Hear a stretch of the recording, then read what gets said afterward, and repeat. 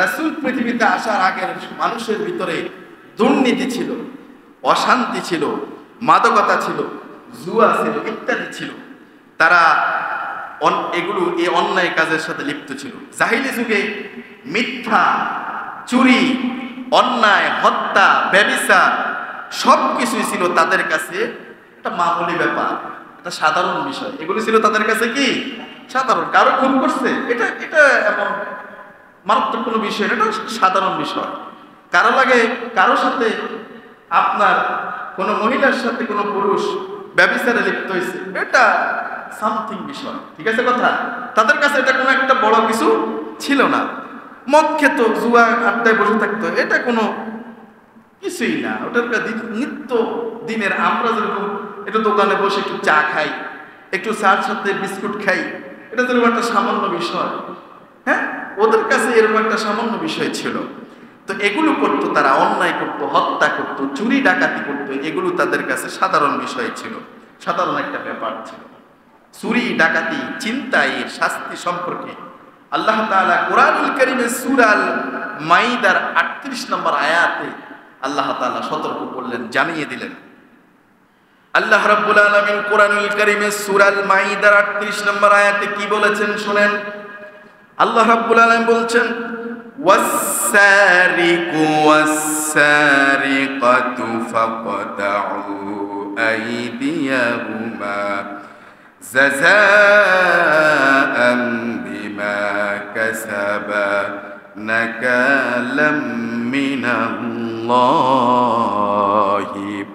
ওয়াল্লাহু আজিজুন হাকীম। আল্লাহু আকবার।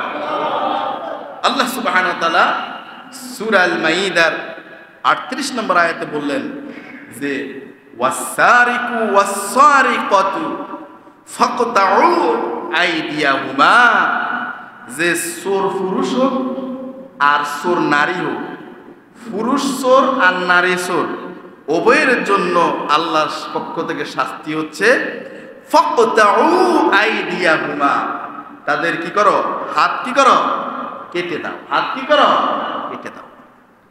আল্লাহ রাব্বুল আলামিন বললেন, জাযাআন বিমা কাসাবা নাকালাম মিনাল্লাহ, তাদের যে কৃতকর্ম, তাদের যে কাজ, তারা যে অপরাধ করছে, এই কৃতকর্মের জন্য আল্লাহর পক্ষ থেকে এটা হচ্ছে দৃষ্টান্তমূলক শাস্তি। আল্লাহ বলতেছে এটা আমার পক্ষ থেকে দৃষ্টান্তমূলক কি শাস্তি। আমাদের সমাজে চুরি আছে না, চুরি বাটপারি নাই, চুরি ডাকাতি আছে না, চিন্তায় আছে না, আল্লাহ বললেন শাস্তি দাও, এটা দৃষ্টান্তমূলক শাস্তি। এটা একজনকে দিলে আরো ১০০ জন কি হয়ে যাবে, ঠিক হয়ে যাবে। একজনকে দিতে পারলে আরো ১০০ জন কি ঠিক, ৫ জনকে দিলে আরো ৫,০০০ জন কি ঠিক হয়ে যাবে। আর আমার সমাজে যেগুলো প্রচলিত আছে, এগুলোর দ্বারা চুরি কমে না, বরং চুরি আরো কি, কথা বলেন, চুরি কমে না, চুরি আরো বাড়ে। কিন্তু আল্লাহর দেওয়া শাস্তি যদি এই সমাজে প্রয়োগ করা যেত, তাহলে চুরি বাড়তো না, চুরি কি কমতো, চুরি বন্ধ হয়ে যেত। আল্লাহ বললেন তাদের কৃতকর্মের শাস্তি হিসেবে এই শাস্তি দেওয়া হয়েছে, এটা তাদের পক্ষ, আল্লাহর পক্ষ থেকে দৃষ্টান্তমূলক শাস্তি। আলহামদুলিল্লাহ বলেন। ওয়াল্লাহু আজিজুন হাকীম, আর আল্লাহ হচ্ছেন মহা পরাক্রমশালী, তিনি হচ্ছেন প্রজ্ঞাময়। যিনি প্রজ্ঞাময়, যিনি মহা পরাক্রমশালী, বলুন তো তিনি কে? আর আওয়াজ দিয়ে বলুন তিনি কে? তিনি মহা পরাক্রমশালী, তিনি প্রজ্ঞাময়। তার পক্ষ থেকেই হচ্ছে এই দৃষ্টান্তমূলক শাস্তির ব্যবস্থা। অন্যায়ভাবে যদি আপনি কাউকে হত্যা করেন, অন্যায়ভাবে যদি কারোকে হত্যা করা যাবে না, অন্যায়ভাবে হত্যা করতে নিষেধ করেছেন যিনি, তিনি কে? আল্লাহ। আমার প্রিয় ভাইয়ের, আল্লাহ রাব্বুল আলামিন কোরআনুল কারীমের সূরা আনআমের 151 নম্বর আয়াতে আল্লাহ রাব্বুল আলামিন বললেন, ওয়ালা তাকতুলুন নাফসাল্লাতী হারামাল্লাহু ইল্লা বিল হক। আল্লাহু আকবার বলবেন না?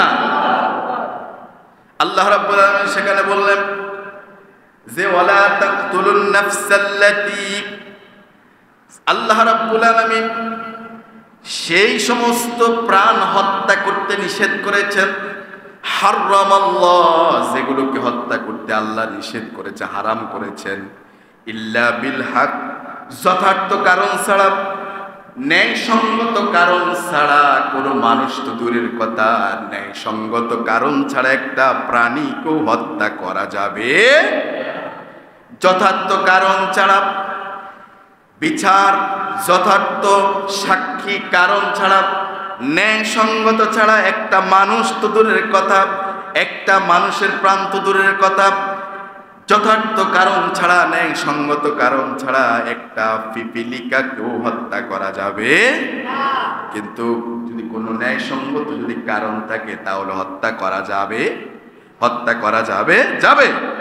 কিন্তু ন্যায়সঙ্গত কারণ ব্যতীত কাউকে হত্যা করা যাবে না। কোনো প্রাণী, কুকুর, বিড়াল কাউকে হত্যা করা যাবে না, কিন্তু ক্ষতি করছে এজন্য হত্যা করা জায়েজ। আমার প্রিয় ভাইয়েরা, আজ সমাজে জাহেলিয়াতের সেই যুগ নয়, কিন্তু আমরা দেখি এই সমাজে মানুষ কত প্রাসন্ন হয়, আরেকজন মানুষকে দিনে দুপুরে হত্যা করে, আসে না না? আমার প্রিয় ভাইয়েরা, আল্লাহ হত্যা করতে নিষেধ করেছেন। দেখেন না আপনাদের রামগঞ্জের ১ নং ইউনিয়ন কাঞ্চনপুরের ব্রহ্মপাড়ার একটা ঘটনা ঘটেছে কিছুদিন আগে, দেখছেন না? গত সপ্তাহে ঘটনা ঘটেছে যে ব্রহ্মপাড়ার একজন আলেম মসজিদের ইমাম ছিলেন, আমি খুব কাছ থেকে তারে চিনি, নাম হচ্ছে মাওলানা সানোয়ার, আমার স্নেহের ভাই। ওই সানোয়ার মসজিদের ইমামতির দায়িত্ব পালন করেছেন, মাদ্রাসার শিক্ষকতাও কিছুদিন পালন করেছেন।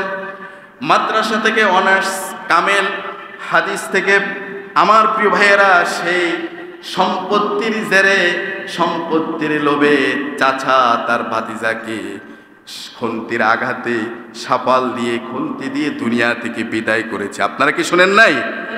সেই যে সানোয়ারকে আমি অনেক কাছ থেকে দেখেছি। আমি যখন আপনাদের এখানে জুম্মা পড়াতে আসতাম, কাটাখালে দিয়ে যখন আসতাম, তখনও ট্যাকের মোড়ে তার সাথে অনেক সময় দেখা হতো। আমার প্রিয় ভাইয়েরা, কথা হতো, বিনয়ী ছিল, নরম ছিল, ভদ্র ছিল। কিন্তু দেখা গেল সামান্য সম্পত্তির কারণে চাচা ভাতিজাকে দুনিয়া থেকে বিদায় নিয়েছে।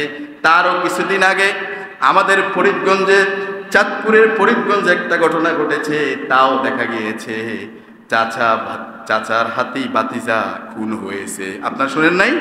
এরকম শুধু এই আশেপাশের কথা বললাম, আপনাদের এই অঞ্চলের আশেপাশের কথা বললাম, সারা বাংলাদেশে বিভিন্ন জায়গায় তো এরকম হত্যা হচ্ছে। তাহলে বোঝা গেল এই যে আল্লাহ পাক অন্যায়ভাবে হত্যা করতে নিষেধ করেছেন, অথচ প্রাণী শুধু নয়, মানুষ হয়ে পাষণ্ড মানুষ মানুষকে হত্যা করছে। কথা বলে ঠিক কিনা? আমরা আজকে শুনেছি যে সেই চাচা ঢাকা থেকে নাকি গ্রেপ্তার হয়েছে। আমরা আজকের এই আলোচনার মধ্য দিয়ে আজকে আমরা রামগঞ্জ প্রশাসনের কাছে আমরা জোর দাবি জানাচ্ছি যে এই রকম দৃষ্টান্ত, এরকম অপরাধীদেরকে দৃষ্টান্তমূলক শাস্তি দিতে হবে। কথা বলেন ঠিক কিনা? তাদের এই যারা আলেমকে হত্যা করেছে, একজন মসজিদের ইমামকে হত্যা করেছে, সেরকম এই সমাজে একজনের অপরাধী যদি সাজা না হয়, আরো 10 জন অপরাধী সমাজে তৈরি হবে। কথা বলে ঠিক কিনা? আমরা সম্পত্তির লোভে, অর্থবৃত্তির লোভে আমাদের সেন্স, দেমাগ, বিবেক হারা যেন না হয়ে যায়। মনে রাখবেন, আজকে সানোয়ার চলে গেল, সম্পত্তি থেকে গেল, আজকে তার চাচা গ্রেপ্তার হলো, হয়তো ফাঁসি হয়ে যেতে পারে, সেও দুনিয়া থেকে চলে যাবে, সম্পত্তির জায়গায় পড়ে থাকবে। এজন্য আমরা সম্পত্তির জন্য আমরা বন্ধু হয়ে বন্ধুকে, চাচা হয়ে ভাতিজাকে, ভাতিজা হয়ে জ্যাঠাকে চাচাকে, কিংবা মামা হয়ে ভাগিনাকে, কিংবা ভাগিনা হয়ে মামাকে, কিংবা ভাই হয়ে ভাইকে আমরা যেন এই কাজ না করি। সম্পত্তি থেকে যাবে, দুনিয়া থেকে যাবে, সব থেকে যাবে, দুনিয়ার সকল মায়ার বন্ধনগুলো থেকে যাবে, আমি চলে যাব, আপনি চলে যাবেন, সব কিছু আগের মতো থাকবে। দেখেন না, খেয়াল করেন না কি, আপনার দাদাও এই সমাজে ছিল, বাবাও ছিল, আমার বড় ভাইও ছিল, কিন্তু আজকে তারা নাই। সম্পত্তির জায়গায় আছে, জমিটা জমির জায়গায় আছে, বাড়িটা বাড়ির জায়গায় আছে। এই জন্য আমার প্রিয় ভাইয়েরা, অনুরোধ করে কই, সম্পত্তির জন্য, দোকানের জন্য, ব্যবসার জন্য, কোনো কিছুর জন্য আমরা যেন এই কাজ না করি। আল্লাহ আমাদের সকলকে হেফাজত করুন বলি আমিন। জোরে বলি আল্লাহুম্মা আমিন। তাহলে সেই সময় আমার প্রিয় ভাইয়েরা, ব্যভিচার ছিল, অশ্লীলতা ছিল, পাপাচার ছিল। জাহিলি যুগে সেই সময়ে এতটা পাপাচারিত অশ্লীলতা ছিল, এতটাই অশ্লীলতা ছিল, চিন্তা করেন, তারা যারে পছন্দ হয়েছে, মেয়ে একটা যাচ্ছে, ওরে পছন্দ হয়েছে, ওরে তারা ওর সাথে ব্যভিচারে লিপ্ত হতো। কারো স্ত্রী কিংবা কারো মা যাচ্ছে, তাকে পছন্দ, তার সাথে এই কাজ করে বসতো। নাউযুবিল্লাহি মিন যালিক। এমন একটা সমাজ ছিল। অথচ আল্লাহ রাব্বুল আলামিন জিনা ব্যভিচারকে হারাম করেছেন। জিনা থেকে দূরে থাকার জন্য আল্লাহ রাব্বুল আলামিন নির্দেশ দিয়েছেন। আল্লাহ রাব্বুল আলামিন কোরআনুল মাজিদের সূরা ইসরা, সূরা বনি ইসরাঈলের 32 নম্বর আয়াতে বললেন, ওয়ালা তাকরাবুজ জিনা ইন্নাহু কানা ফাহিশাতান ওয়া সাআ সাবিলা। আল্লাহু আকবার।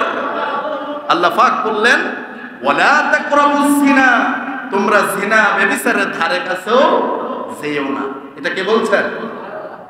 এরপর আল্লাহ বললেন, ইন্নাহু কানা ফাহিশা, নিশ্চয়ই এটা ফাহাশা কাজ। এটা কি কাজ? ফাহাশা কাজ। ওয়া সাআ সাবিলা, এটা হচ্ছে নিকৃষ্ট পন্থা, এটা হচ্ছে গৃহীত কাজ, মারাত্মক পাপের কাজ। এই পথে যাওয়া যাবে না। নির্দেশটা কার? যারা বললেন তারা বুঝতে পারেন নাই, নির্দেশটা কার? আল্লাহ নির্দেশ।